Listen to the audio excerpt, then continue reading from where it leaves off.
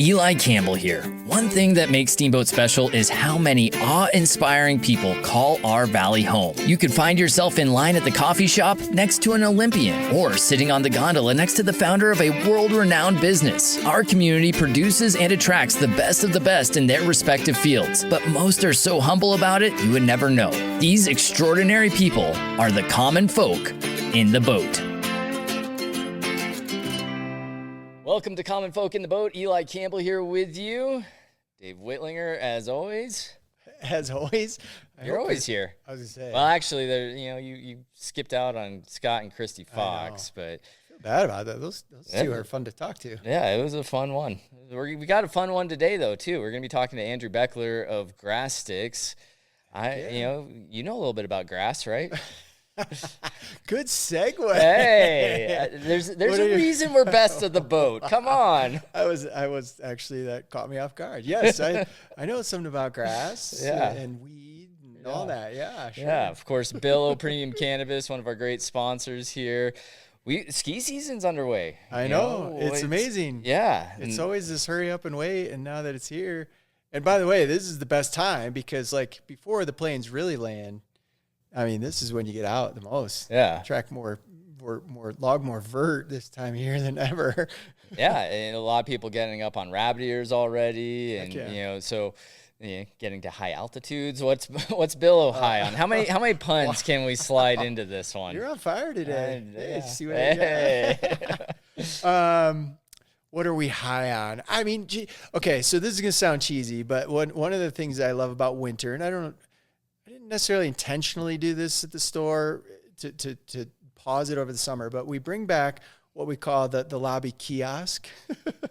And I know it sounds cheesy, but what I like is we've got great relationships with a lot of different brands at the store that we carry different products. And one of the most fun things that I get to do is every 2 weeks we line up a new brand, a new giveaway, something exciting, some reason to come shop with us, get signed up to win. And you're a prize guy, right, Eli? I've dabbled. So you could kind of feel me here a little bit. Like, I just like the idea that we have really cool prizes, and we've got it booked out for the winter. So basically, every 2 weeks, already started, and we'll continue through the end of the season. We've got a pretty cool calendar of prize giveaways that people can take advantage of when they come visit us. So, which is cool. I mean, I have to say, having given away a few prizes before, it's always fun when we had something fun and big, and that's what you guys have at Billo. When we were giving away like some B-list movie T-shirts and like things like that, those were like not quite as entertaining. Wasn't it when Superbad first came out? They sent us some T-shirts that said I'm McLovin. Yeah. And I hadn't seen the movie yet, and I was like, oh, that's dumb. I don't even get it. After seeing the movie, I'm like, where'd those shirts go? And now especially, I'm like, I would love to have that. Yeah. Do you still have one? I don't still have one of those, unfortunately. Those were cool. Every once in a while, I look in the back of pull out a rag for like cleaning my bike or something, and it's one of those promotional. Right. Oh, yeah, because what else do you do? Yeah, exactly. Anyway, so yeah, and the only challenge to that is we are getting some really cool prizes. Coolers that are like nice $300 coolers. We've got at the end of this month, we've got coming up a brand, Wana, is going to be giving away a pair of skis, legitimately skis. And the hardest part for me is like, man, I want that. Like, how do I Look, somehow bank this? Having been accused many a time of rigging a contest, which I have never done in my life, I take it seriously. You really can't. You can't, and it's not even worth it. And a lot of the fun is seeing people get excited. So as a prize guy, I certainly understand how, I wanted to go on the Bud Light Super Cruise or whatever, but seeing people win that. So, well, that's cool. It's exciting that you've got that coming up. And as we are getting into ski season, as we're talking about, I think it's a great time to talk about ski poles and bamboo ski poles. And we're going to be talking to Andrew Beckler of Grass Sticks and kind of just his whole inspiration to bring bamboo back to the market. And am I correct? I think I saw on his website they sell plungers. Plungers? We'll have to ask him about that. I'm sure it's not the core of his business, but how cool.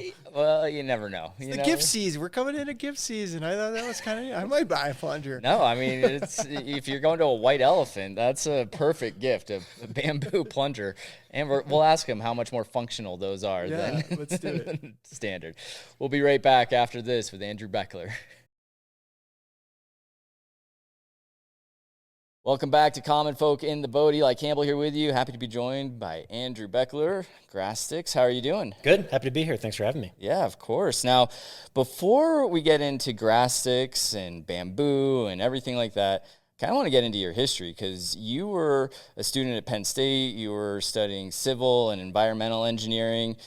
Did you, at that time, what were your career ambitions? What were your goals? Where did you see yourself maybe 15 years down the line? Yeah, I didn't have many, to be honest. No set plans for what I wanted to do, but as far as like getting those degrees, I thought it maybe could be a fun thing to do, whether I was doing like stream and river remediation or cleaning up Superfund sites or whatever with my possible degrees.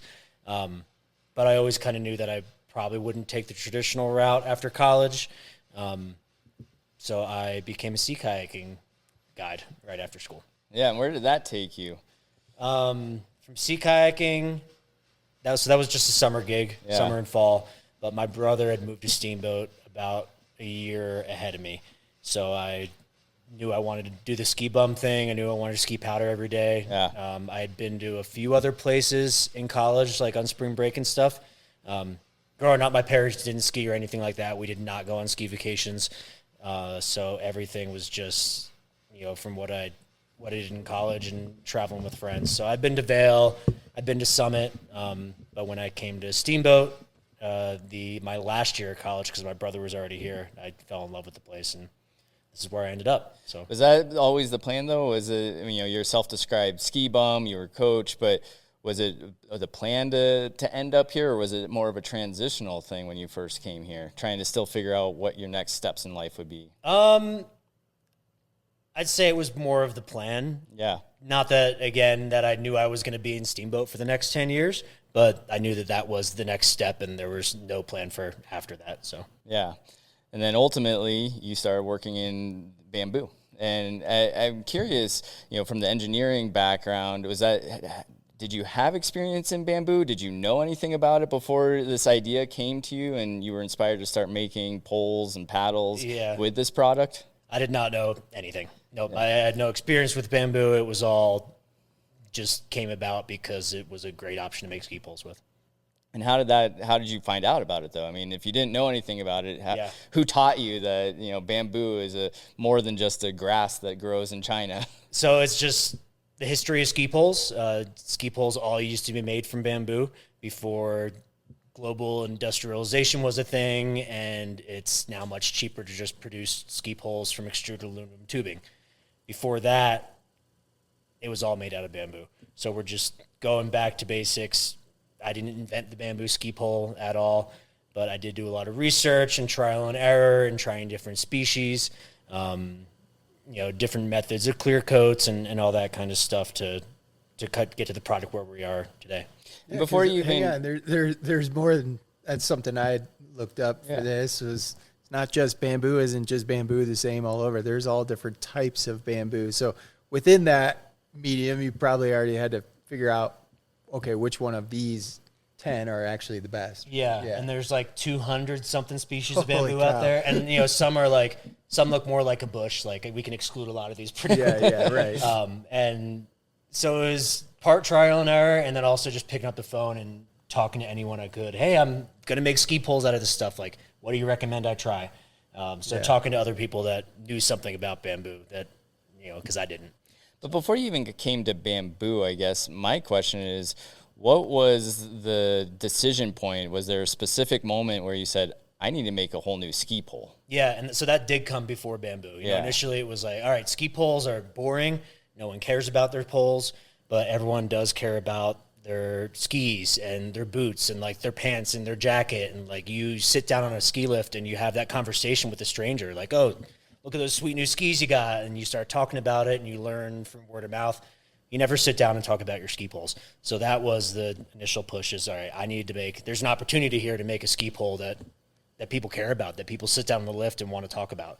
Yeah. So that was step one. Step two is bamboo. It came pretty quickly after going through some other concepts, but step one was just we need to make a ski pole that people care about.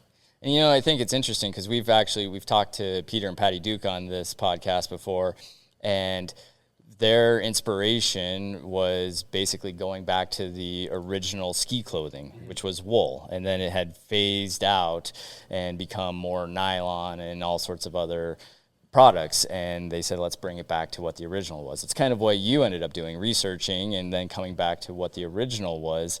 And I think there's a perception out there that people might see people skiing with bamboo poles and think, oh, that's a hipster thing to do. Kind of like a wooden bike has that same type of image. But there's a lot of functional purposes for using bamboo, even in biking too. So can you talk a little bit about it's not just about a talking piece on the gondola. There's a functional purpose for choosing bamboo. Yeah. So the fact that it's a talking piece and it's eye catching, that's a big reason why we don't have to spend as much money on marketing. Yeah. But we've got a performance product to back all that up. So bamboo is able to bend and flex with you instead of snap or kink like aluminum would. So when you crash, when you land on it, it's going to bend and then spring right back into place. And that's why it's strong and that's why it lasts. It's also pretty lightweight, compared to its density, and also has a really nice whippiness to it, you can imagine. So when you're in the bumps, really quick action and kind of skiing and you're actually pole planing and stuff, it feels really nice. It's really responsive. So instead of a clunky piece of aluminum or, it's kind of compared to a heavy duty carbon fiber. There's a lot of carbon fiber poles out there that are almost too lightweight and just break really, really easy. But that's about as close you can get to the performance and the feel of bamboo is with a heavy duty carbon fiber pole. But then of course you've got other drawbacks. It's industrially manufactured overseas somewhere, and we're not that. So yeah. Well, and speaking of kind of mentioning Smart Wool and 0.6, this community has a lot of these people that have taken something a little different from the norm. Mm-hmm. The merino wool, or using honey as an energy source, not a sweetener, titanium for bikes.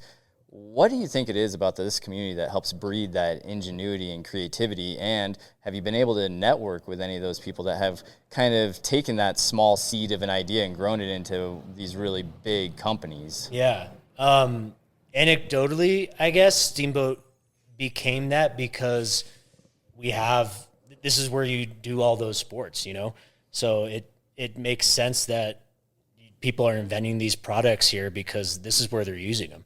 So, you're not just getting out on your bike once on the weekend or something like that, or skiing 3 times a year and then oh, I should make a new bike or make bamboo ski poles.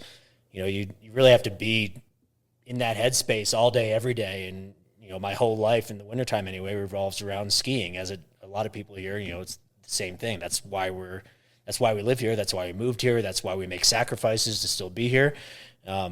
So if you're in that headspace of really using the products and then wanting to develop that product for your own personal use, I think that's where it comes from. And I settled on Steamboat. Well, I already lived here, but before I decided to make bamboo ski poles, I was ready to move to Telluride. I had been in Steamboat for 5 years at that point, I guess. And I was all right, I'm ready to ski somewhere else. I want some more steeps, just something new and exciting to keep me on my toes with my skiing career. So I was all set to move to Telluride. I had a job at ski school there. I had a house lined up for $600 a month, a little gem in Telluride. But I decided to stay in Steamboat because I knew that it was that hotbed for, entrepreneurship and outdoor products in the outdoor industry. So. Yeah, and you've seen a lot of that growth here, but like you said, there's some sacrifices. There's sacrifices just to live here in general, but as a small business, there's sacrifices as far as, getting products in and out of Steamboat and things like that. I'm sure you've met some of those challenges along the way. What makes the sacrifice of starting a business in Steamboat worth continuing to try to grow it here? Yeah. So on the business side of things, it was that I had a local market. I had local customers that I was already connected with through ski instructing, through coaching at sports club. So it was pretty easy for me to kind of get the ball rolling a little bit and get poles into people's hands and gain that local support. And then once you have that, you know, the sports club kids travel to other ski towns, and you know, it just kind of naturally snowballs from there. But to have a local market, a local customer base that you can kind of figure out pretty easily first, I think that was incredibly important to get us to where we are today, versus if we were trying to do it in Denver per se. Like, you don't have that just like dense area of skiers that want to support local brands. Yeah. So that was super important. Why are we still here? It's because we all want to go skiing every day. To be honest, you know, there's plenty of reasons that I could, at this point, now that we have some brand recognition, like, I don't have to exist in Steamboat. And I probably shouldn't be making ski poles in Steamboat, you know? But we want to ski every day. That's why I started the business. That's why my employees work for me. And that's why we're doing it. So, yeah, we've actually talked to others, as Eli mentioned, and it's funny that Steamboat, because we have all these, you know, outdoor activists, if you will, or people that enjoy the activities. We've got this like R&D, like, right, you know, access to R&D right out our back door. So I imagine, I'm not trying to put words in your mouth, but especially as you're sort of testing and trialing your initial prototypes, you know, having this access to all these people that are out doing exactly what your core demographic, your future customer is going to want to do, to be able to go bend poles, break poles, tell me what worked, what do you like, what you don't. I mean, just to be able to do that right here without having to go anywhere, I would say actually is an advantage as a startup versus trying to start it up in a metro area. Yeah, I mean, it was huge. We did all of our R&D within one season. I made my first pair of poles in Buena Vista because I was at the time I was a bartender down there. So I made my first pair of poles down there in my friend's garage and came up here for the winter, and then I just kept making ski poles nonstop and just got them in friends' hands, got them in the kids I was coaching hands. And we didn't really go beyond that. It was either friends or friends of friends, and that was it. But just, you got that opportunity to just keep pushing the next iteration of the product continuously. Like, oh, I broke this today. I'm going to go home, change it, go skiing again in the morning, get it out to all my friends the next day. You know, it became a daily process again, instead of, say, we were in Denver or something, like, oh, I can only do this on the weekends, or it takes me 2 hours to get to the resort. Like, it just wouldn't have been possible to fast track the R&D side of things. So, do you have any specific moment while you were doing the R&D where you kind of realized, man, if I were using aluminum poles, that would have snapped, or like something that really stood out as like, this is the product? Like, again, it's not just a talking piece. This is the product that I want to use and keep pushing forward with. Yeah, absolutely. So the part of that push, like, initially to create a better ski pole, was that I used to break like 3 pairs of aluminum every season. I was a ski instructor at that time, so I was out there, you know, 100 days a year, whether it was for fun or for work, but I was skiing every single day. So breaking lots of aluminum poles. And, you know, the first bamboo I was using, I just started with the cheapest stuff I could find. It was like less than $1 a piece, and they broke really easily. But once I started doing the research and found the right species, it lasted me the rest of the year. Lasted me, I think my first pair of poles probably lasted me for like 3 years. My current pair of poles is at 6 years right now. So, and again, we're even at a different species and a different supplier and a different location than what I was using on that first year. But yeah, it clicked, and once we realized that we were making something that much stronger and that much better, it was pretty obvious. Beyond the strength of the pole and you know, again, all the functional purposes, it's a sustainable product as well. Can you talk a little bit about kind of not just the sustainability of bamboo itself, but compared to the aluminum that is seen all throughout the ski industry right now? Yeah. So the biggest thing, and, you know, I'm not trying to really greenwash anything here, that the biggest thing we do is make ski poles out of bamboo. And the reason why that is so much more sustainable is because you're actually harvesting a plant, something that took carbon out of the air and sequestered it and made a piece of bamboo, which is made from carbon. So the worst thing that has to happen to that is it gets on a boat to come to us. And a boat is the most efficient way to ship something. compared to, we're not like flying all this stuff across the world. It takes 2 months to get to us, pretty much, nice and slow and environmentally friendly. The best way to ship something. Compared to aluminum, which has to be mined from the earth or go through like a heavy industrial process. If it might be recycled, probably not. And then again, this is something that's getting industrially manufactured overseas somewhere. The other option being carbon, same deal. While you're not like mining that from the earth per se, it's still going through like a heavy industrial process to be made. Once it gets to us, all we do is sand it by hand, put a clear coat on it, and then we have a bamboo ski pole. So. Yeah, and it's, I mean, like you said, it's a pretty, as it comes to you, not quite finished, but pretty much it's what you need to make a pole. How are you able to, and it's really the suppliers that you're using, control, a straight pole, the right circumference, and all of those things? So our supplier starts off about 2 years ahead of time, and he's earmarking parts of the forest that are at the right stage of growth. It has to be mature enough so that it's dense enough, so that it's strong, but then also the right size. So we're taking just one part from the bamboo. It could be 25, 30 feet tall, and we're just taking this little ski pole length out of each one. We use another section of that for our paddles because that's a much thicker diameter. But for the most of our stuff, he's using the rest of that 30-foot piece of bamboo for other purposes. And we're taking that chunk that has that exact diameter in it that we make our ski poles from. Yeah. So that is part of it. But sorry to interrupt. Is bamboo a fast-growing plant? I have no idea. Does it reproduce pretty quickly? Yep. So our species goes from shoot, what a bamboo starts out from, a bamboo shoot, to like 30 feet in, I think, 4 years. Okay. So it's incredibly fast growing. Yeah, right. That's for 30 feet. Yep. Yeah. But it's not, so it's technically a grass, hence grass sticks. Yeah. Grass is fast growing, and so is bamboo because it's a grass. So. Yeah, exactly. Not to Yeah.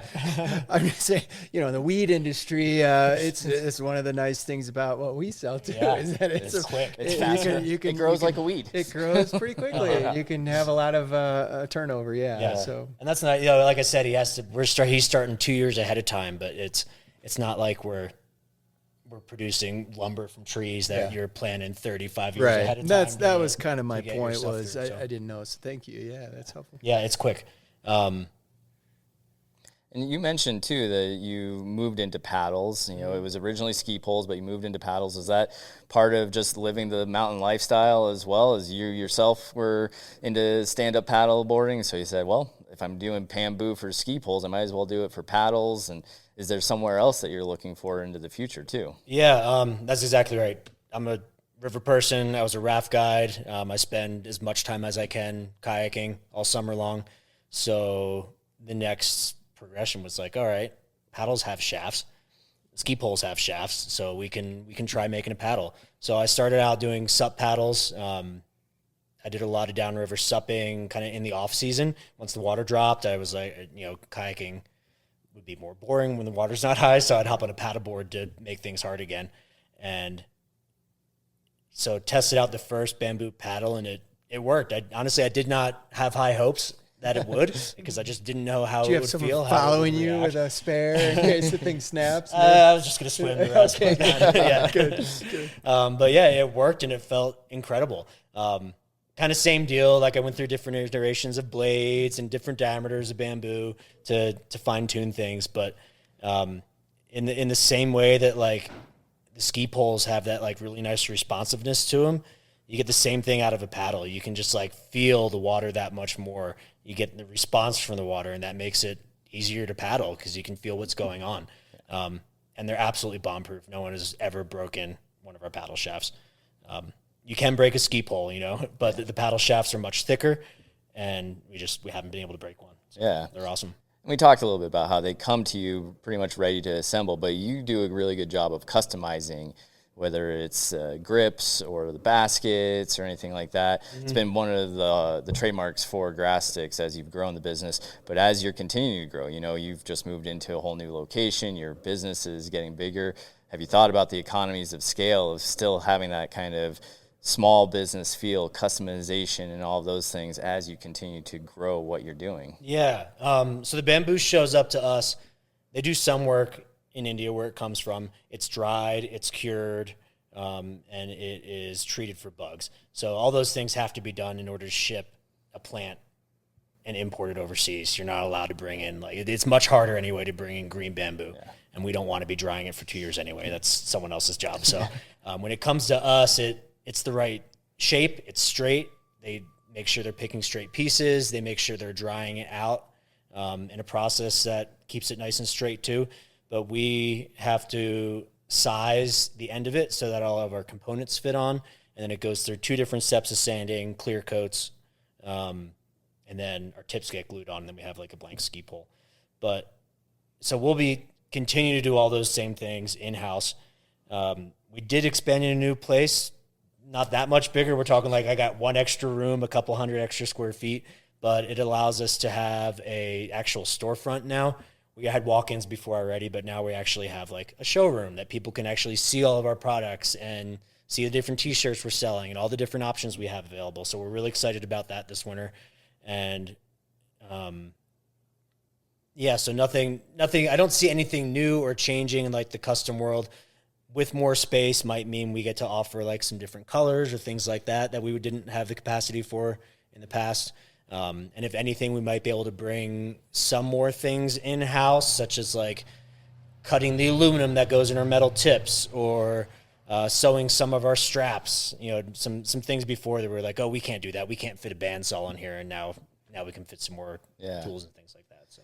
Yeah, and I want to kind of go back to, we talked a little bit about how you did the R&D here, and there's been a lot of great inspiration from other business leaders that have started their business here. But just in general, what has the Steamboat community meant to you as you grow this business and continue to grow the space that you're in? Yeah, it's the community support that I just really don't think you'd get really anywhere else. And I don't know what it is about Steamboat that has it. Maybe it's because of all the other awesome brands that came before me. So we're accustomed to supporting those local businesses already, but you wouldn't get it anywhere else.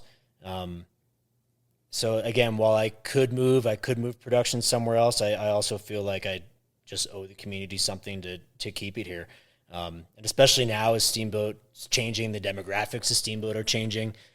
I kind of want to do something to make sure we still have like working locals. And even if that means I'm only contributing 7 extra employees to that workforce, it's something. So 7 more than there were otherwise. Exactly. So, yeah. And I think you've got this product that you're selling in retail locations all over, but it's one of these products. If you see someone on the mountain that's on harvest skis and grass stick poles, okay, that shouts, I'm a local to Steamboat. So I think that's part of being a business in the Steamboat community is people here. Not only are you providing something that's functional, but they want to support you and they want to feel more like a local because they're using your products. Yep. And I think you find that all over the community, which I'm sure as someone who's still growing a business has got to be a real blessing to be in that kind of location. Yeah, it's wild. We joke around, like we call it. We've kind of started a cult almost. Just because we do have such that core following of customers that, they're head to toe in Big Agnes, their harvest skis on their feet, like you said, and grass sticks, poles in hand. And if they're kids, they're in town hall. So yep, exactly. Exactly. I forget when it was. Maybe it was like 4 or 5 years ago. I was at a demo day in Winter Park, and a customer came up and said, I used to use these. They used to be cool, but now everyone's got them, so I don't like them anymore.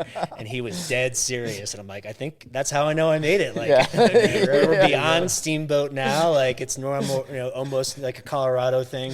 But, I mean, every day all winter when the resort's open, we get customers walking in and they're like, oh, I guess I'm a local now. Like, we hear that saying every day. Yeah. Or they're joking because they're not locals, but now they get to look like one, Yeah. So it's, it's definitely just like people have pride to be supporting those local brands. So yeah. Here's a question. So random question of the day. Have you ever put feelers out, or maybe you already know because they were probably your buddy that you gifted one to early days, but like, who's got the most original, right? Are there some that you said you've got some that are 6 years old now? Are there people out there with a pair of grass sticks that were maybe made, 7, 8 more years ago that are still using them, or what? Yeah, there are. So I've got track of all my orders going back to order number 1. And could run a little contest. Every once in a while, someone will reach out and be like, "Hey, my strap ripped out or something," and I'm like, "You are order 23." Yeah, that is insane. And of course, your strap ripped out because it was held together with tape on either end, and I made it myself. Hot glue here. Yep. And again, at that point, I was literally sewing every single strap, and the first couple ones, I'm like, I don't think we need to sew these. We'll just put them in here and put the screw through it. And so yeah, they're still out there, and there's kind of aside from the order number, I can also track it with the brand that's on the front, because originally I just bought this G and an S brand off the internet, like a hot iron brand, and I sit there with each pole and heat it up with a blowtorch and on the pole and put a G and an S. So that's how I know it's from that first year, or even from the first month or two probably. And then I upgraded an electric brand and then a hotter electric brand. And so, I have little ways of identifying the early ones, and it's pretty fun to see them. That's cool. Yeah. I got to thinking about my ski poles before we did this. And the ski poles I have, I got because I broke a pair of my poles, and somebody lent me a pair of poles 20 years ago, and I haven't been skiing a whole lot because of knee injuries. And I'm sure that I was thinking I should get a new pair of grass sticks and give these poles back finally. It's been 20 years. Yeah. I'm sure they're ready to have them back. So I definitely feel like I need to come in and take a look at the new shop and take a look around. Now, as we look to the future, though, is it still ski poles and paddles, or do you have your eyes on something else, something bigger to move into? It'll still be ski poles and paddles for a while, I think. We are trying to develop some new parts for our ski poles to offer different options in baskets and grip styles. And then same for paddles. We are releasing this winter. We'll have a new guide stick.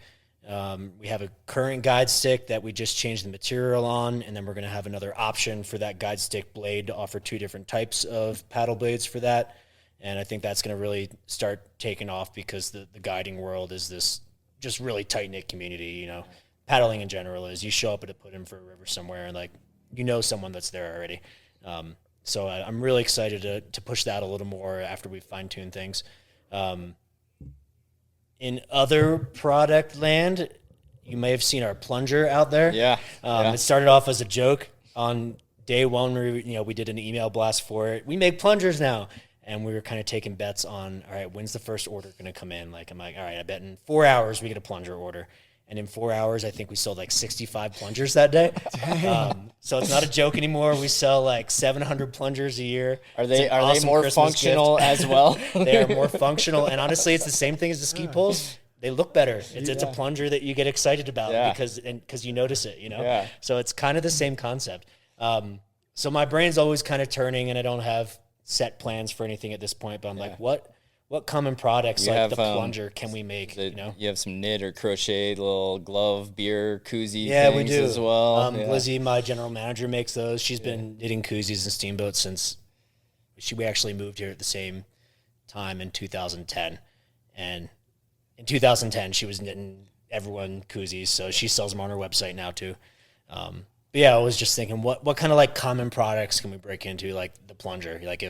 If everyone in the United States has a grass sticks plunger, that's a much bigger market than skiers. So, or brooms or anything that we've got them. The prototypes are there. Yeah, sure. So we'll see what takes off first. Well, right on. Well, thank you very much for joining us. It's been a pleasure to learn the story, and again, I've seen the poles. I knew bamboo was structurally a really high quality product, but to hear how you kind of took that idea and really made it into something, it's inspiration, and it goes to show again, this community still continues to breed the people that are changing industries, either going back to what it originally was or kind of influencing the future. So Andrew Beckler, just another common folk of the boat.